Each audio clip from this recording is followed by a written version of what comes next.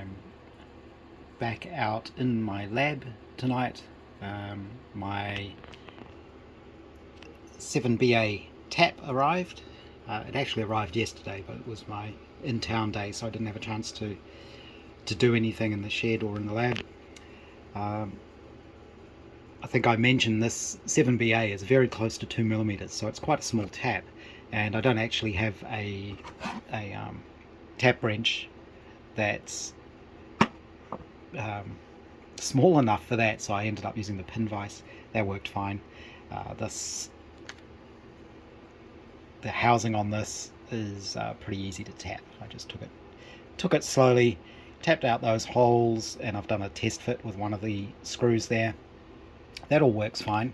So what I can do now is assemble the trip meter, and this is it pulled apart in the order that it goes, and you can see all the little brass washers and the little steel washers that go between the drums.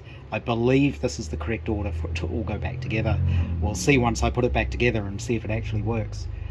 So what I have to do now is assemble that plus these little spacer rings and get that back onto here, which is a real fiddle. Right, finally have this back together. These have to be one of the most fiddly, horrendous things to take apart and put back together and get everything right and get everything working. It took me several goes. One of the problems is getting that little spring in the end. These little springs here. You have to compress them down, slide them into the gap, and then get the pin through the middle. But as these springs have unfinished ends, they must have just cut them off a big long spring. If the spring rotates, it can go, the end of it can go under the little brass washer, in which case everything gets jammed up. The spring obviously can go flying, which these did at least 3 times. And I finally got it all together and then realized I had done something that I actually said not to do in one of the last films, which was getting the little pieces in the middle, these little rings which transfer the drive between each of the wheels the wrong way up. So there's a little pin on those. They go in towards the middle of the mechanism. And of course I managed to get them upside down, even though I knew that. So I had to take it all apart and start again. But I finally have it working. The other thing that you notice is you can actually get these two out of sync. I've reset them back to 0 and they're pretty close. But if we power this up, you'll see what I mean. You'll also see the difference between the mechanisms, where on this one the lower drum rotates continuously, so you can see effectively the fractional distance traveled, whereas on the upper one this only clicks over every mile. It doesn't go continuously. So I should be able to, I've got it attached to my drill, and the other thing about this particular mechanism is it'll work either direction. The speedometer will only work when rotated the correct direction because of the way the clockwork operates. But this, because it's working off a little eccentric cam, will actually work either way around. So I may end up speeding up this footage because my drill will only go so fast, but if we start this up,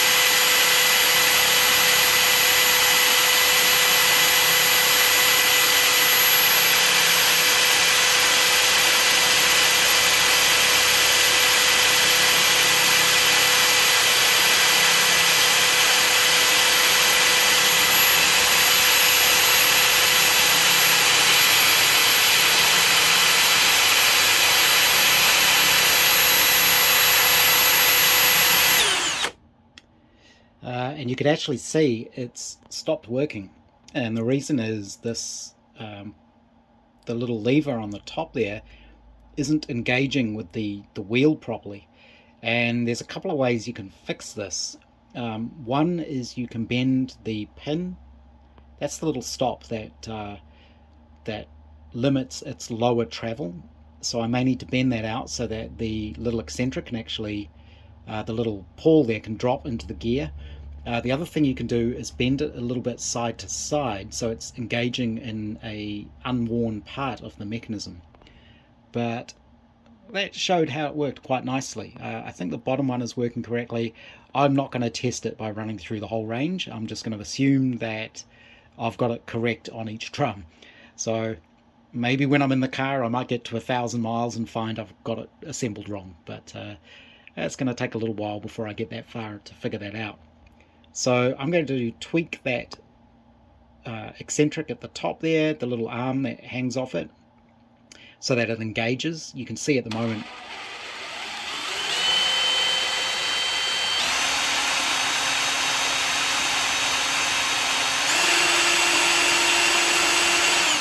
it's not quite engaging, so it needs a very slight tweak. But I think that's good. That seems to be back together and working. All I really need to do then is put the clockwork mechanism back in, and we should be able to see if the needle works. And then of course it's just restoring the case and the face. Oh, how can I stop this?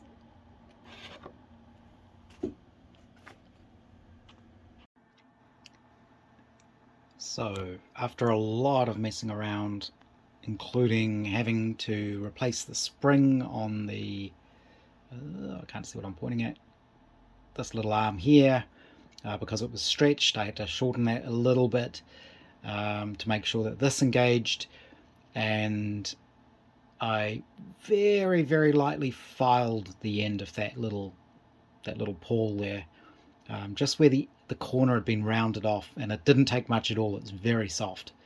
So I think I've got this working quite well now. I have no idea how long it's going to work for. That's a different question. I think we can probably show it going. There's a bit of vibration, so it's a little bit noisy, but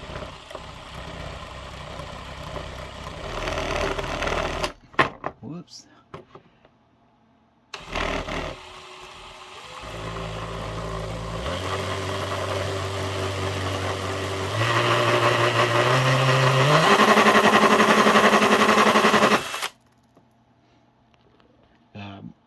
Because it's not in a case, there's nothing to react against the torque of the drill trying to spin it. So I need to sort of press it up against something to stop it from spinning.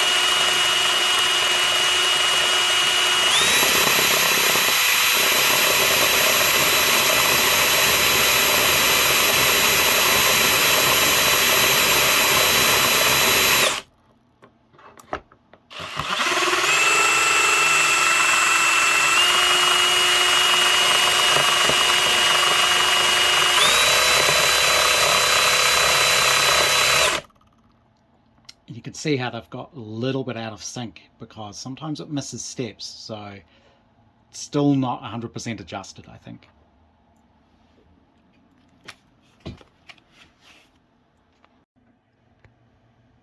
I've been machining things today. I've actually been out in Big Shed machining some of the brackets I need for the rear guards, because it's a lot of drilling.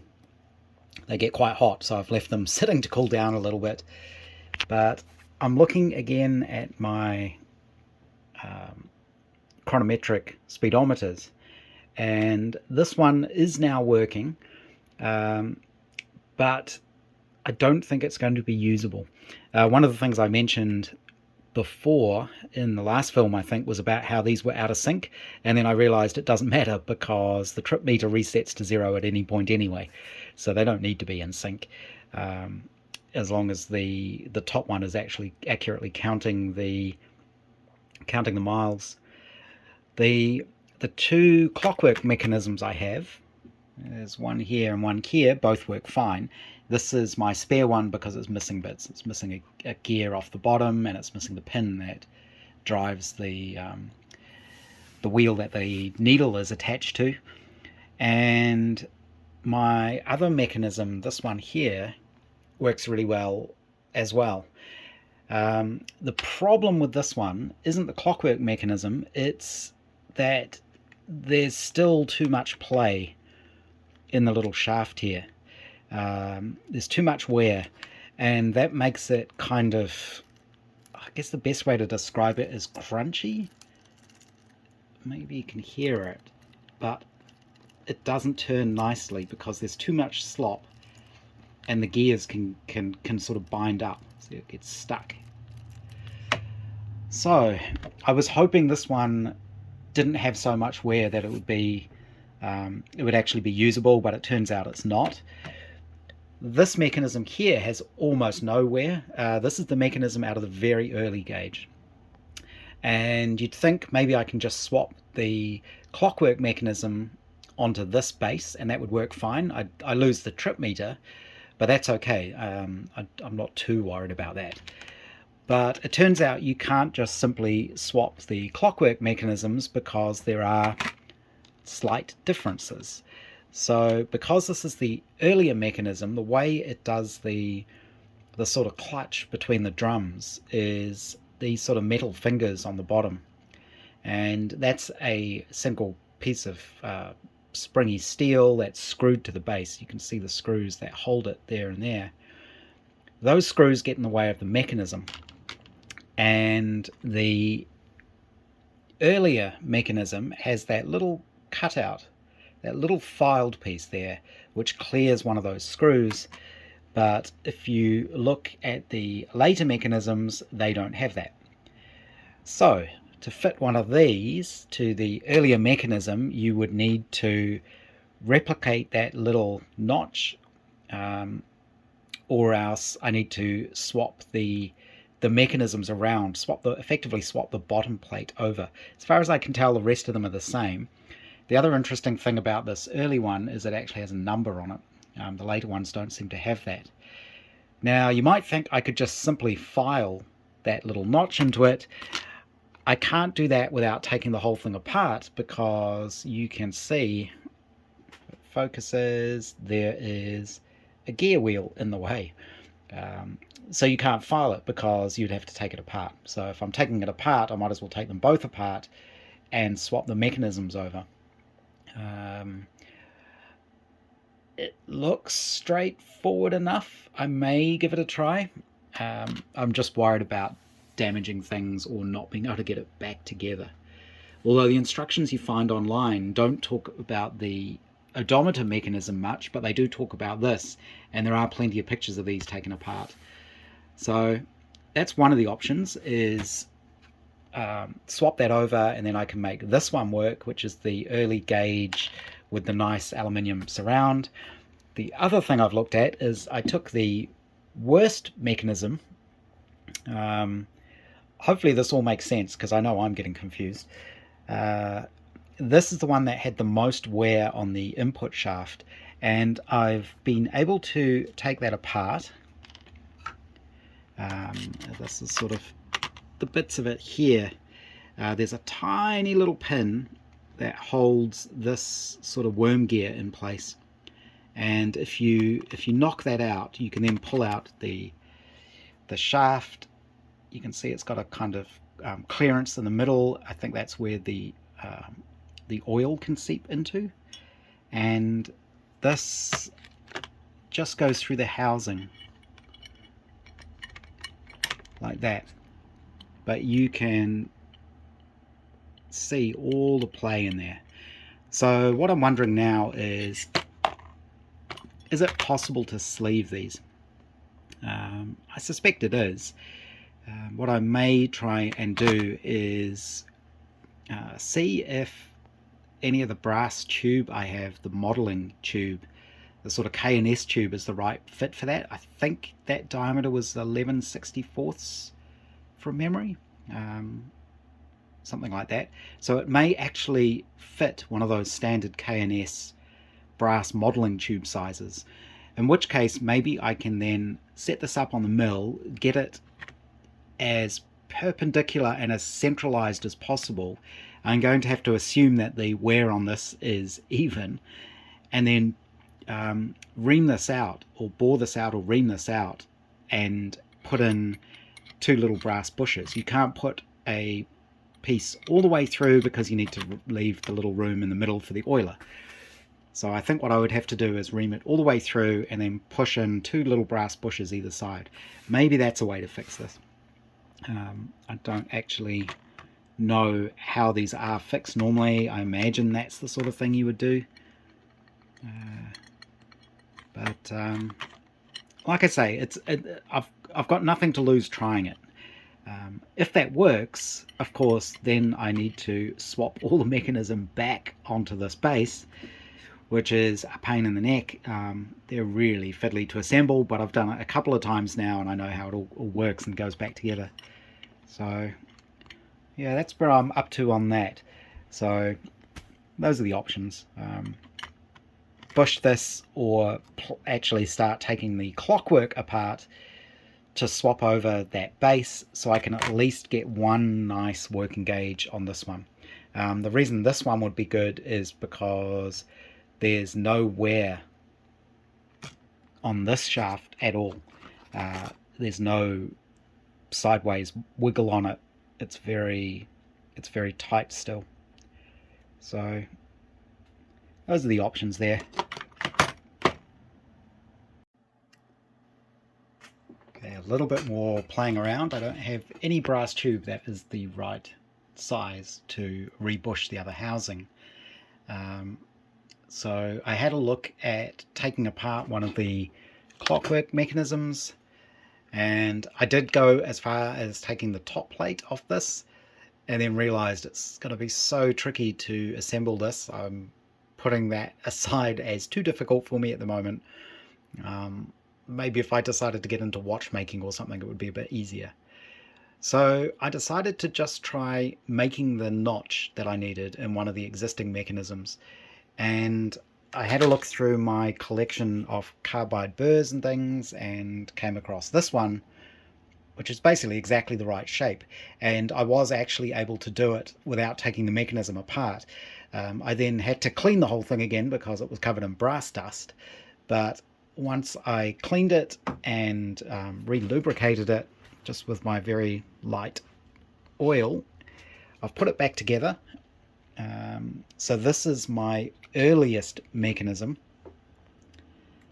or earliest gauge. So that's all back together now, and I've cleaned up the face. I haven't done anything with the needle yet. That probably needs a just a touch up, just a little bit of not bright white, but slightly off-white paint should take care of that. But this one now actually works really well. So I can set this up so it won't spin. I think that should work.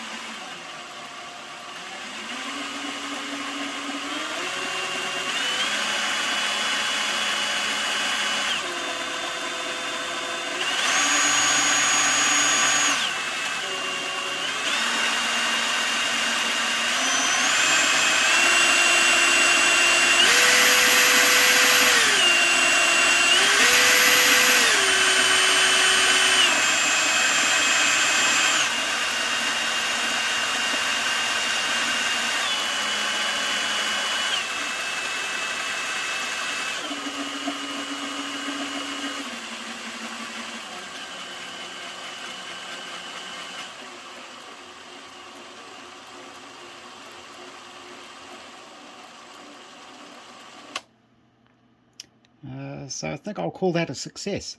So at least I have one good speedometer now. I will clean up the case and put that back together. That looks quite nice. I think what I need to do is I will need to, this is kind of a paper gasket that goes under the face. I think I will have to make some new ones of those. I should be able to laser cut those pretty easily. I just need to draw it up. And the little beveled faceplate is quite nice. The glass on this one has been chipped it's actually on the inside, but I don't fancy my chances of coming across a replacement glass for it, so I'm just going to have to go with what I've got. And this is the housing for it, which needs a bit of a cleanup. It's aluminium, so it doesn't rust, which is good. I can probably just put that through the ultrasonic cleaner, and that should come up nicely. So that was an awful lot of work to get one good gauge. I think I am going to see how I can rebush this one and get a second mechanism going. I don't know if I can buy ready-made bushes. The shaft is 11/64, so maybe you can get small bushes that will fit, and then all I need to do is sort of ream this out and push those in. I'm not sure, but I've definitely got lots of spare parts now for these gauges, so I will keep an eye out for any other ones, broken ones, so that I've got bits and pieces. The other thing I could look at doing is if I could get another one. It's just a mechanism. It doesn't have to be a speedometer, so you could theoretically use one of these as a tachometer as well, but it won't work in this case because the direction of rotation is wrong. So this is clockwise. For a Riley mechanical tachometer, you need it to go anti-clockwise. I think that's right. So just because of the way the gearing comes off the back of the camshaft. So if you're looking at the back of the engine, the crankshaft goes that way around. If you're behind the engine, it's rotating that way. So the drive comes off the inlet cam, and because on the Riley it's a gear-driven cam, you've got a gear on the nose of the crankshaft, so that's going that way. You've got an intermediate gear, so that'll go the opposite way, and then the cam gears are also going that way. So that means the drive on the back of the tachometer coming out needs to go anti-clockwise. And these speedometers go the opposite way, they're clockwise. So you just have to have a little gearbox, I guess, and you might need that anyway. So that's the other thing. I have no idea what the turns per mile is on this and how it's going to work on my car. I'll probably just have to measure it with the GPS, which you're not actually allowed to use GPS as a speedometer in New Zealand. That's not legal apparently, or it can't be your only speedometer for some reason. I think I need to check the constructor's manual again. But what I was thinking then is if I can somehow figure out what a particular setting is on the gauge in the car. I do have this old face. This is the one that actually came off this gauge, I think. All these things are kind of interchangeable to some degree. And this one is pretty knackered. I don't know what's happened to it. It's almost like it's blurred. But what I could do is I could strip the paint off this and have a new face printed on vinyl. You can draw up the graphics and you can get sort of basically stickers made for you. So I could make my own custom face that actually has the right speed markings on it, which might be something I could do. Need to get the car on the road first. But yeah, interesting little gadgets.